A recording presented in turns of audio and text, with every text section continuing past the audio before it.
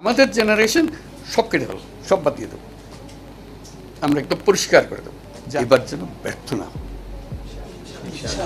এটাই হলো বিষয়। কারণ ব্যর্থ করার জন্য বহু লোক দাঁড়াই আছে, বহু লোক তা তোমরা জানো,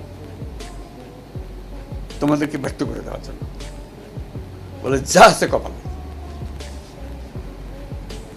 এই আমাদের জেনারেশন, অর্থাৎ তোমাদের জেনারেশন, বলে আমাদের জেনারেশন সব কেটে দেবো, সব বাদ দিয়ে দেবো, আমরা একদম পরিষ্কার করে দেবো, যা আছে পরিষ্কার না করা পর্যন্ত আমাদের ছুটি নেই। এটাই হলো বিষয়। এই কথাটা বলা হচ্ছে। আমাকে তোমাদের উপদেশ দেওয়ার কিছু নাই, শুধু মনে করে দেওয়া যে শক্তিটা আছে তোমাদের কাছে। আমি দেখে আসতেছি, রংপুরও আসতেছি, সব জায়গায় যাইতেছি, একই কথা।